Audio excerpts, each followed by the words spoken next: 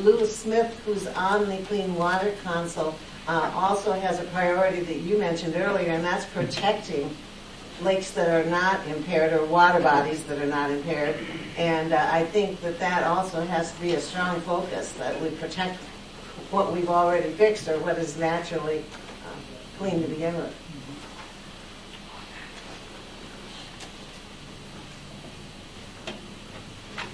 You know, just a thought about funding on this too. You know, I'm hearing a lot of talk about grants and needing to get these funds over to the local units of government.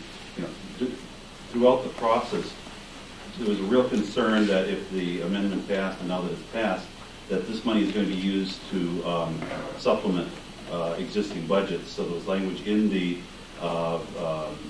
legislation that would discourage that from happening.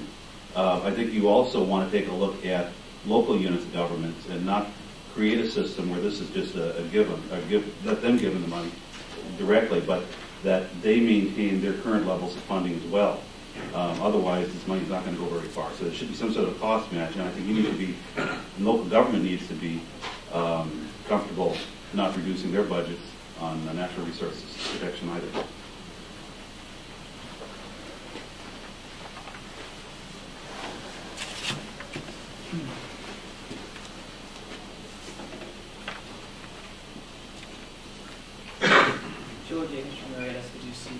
I think this is just going to be a step back to the more of the question phase of this session today. Is a question that I'd like to get answered is, after 25 years, what is everybody's picture of what success is going to be like? What are we going to try to accomplish? And what would be a good level to say we've reached success? I think that should be answered before we can really, truly decide what we're trying to mechanisms we're trying to accomplish. Well, that's a good point. That's actually, you know, that's kind of the hint that we gave you in that first response that you'd like to provide us on that green sheet. That'd be helpful to have your definition of that, because it is going to be different from one part of the state to another. I mean, and it may involve landscapes, it may involve social things, it may involve a lot of things, but I think that is important. It'll help shape the vision that the councils will use to do their decision making. And so I think, you know, whether we have a use of an existing state conservation plan, or whether we use an amalgamation of local plans, whether we create something that doesn't yet exist, that is important to guide all of that. So no one has that, and it all depends on your putting that together. That's the way I see it.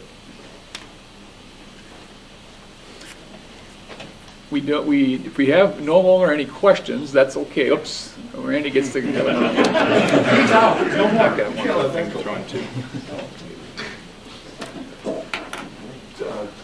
Two more, because Steve's threatened and I can anyway.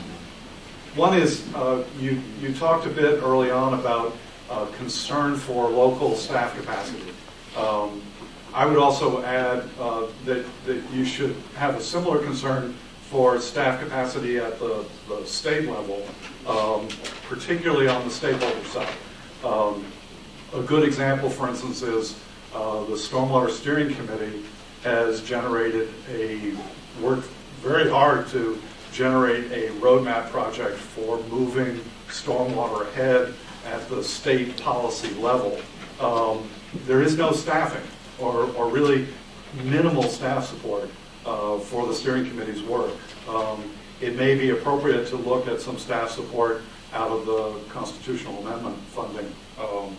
The other comment is somewhat similar, which is there are measures, I call them the development of compliance tools, work that can and should be done at the state level to make the regulatory programs much more effective.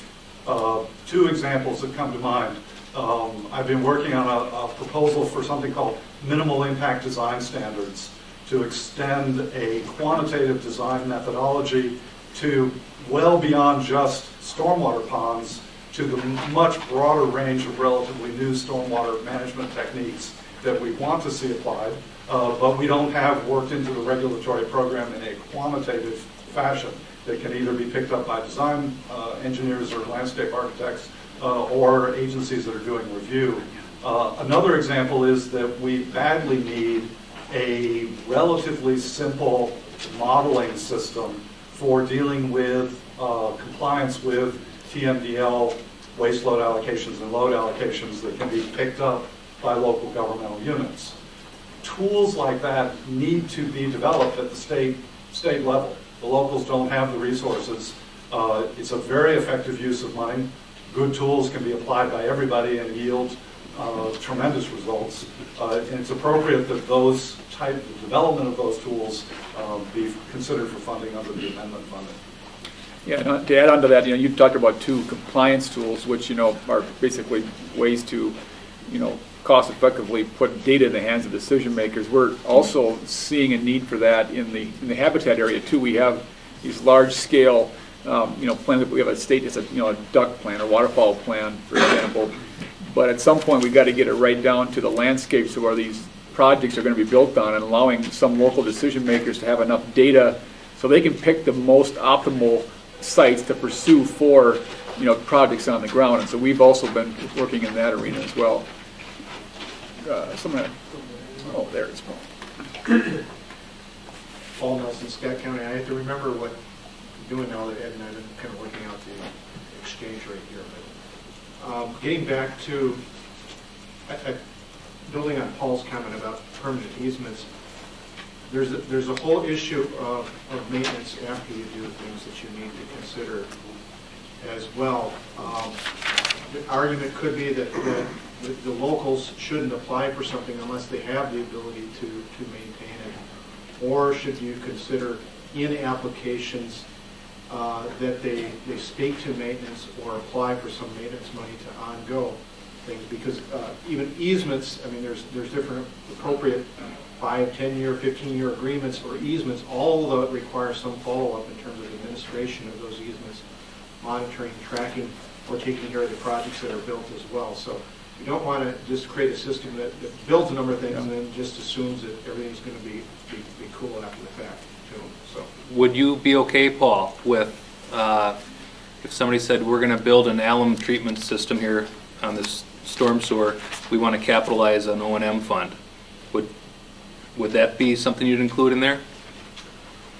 I think we have to decide, or you may have to decide. This is a debate that's going on. I'm assuming there's a similar debate going on within the parks funding as to whether or not the money should be used for O&M or for new facilities, new parks, new capital improvements. And the outcome of that, I don't care so much right now, because the hat I'm wearing, I think locally, the entity that I work for, we can fund our O&M.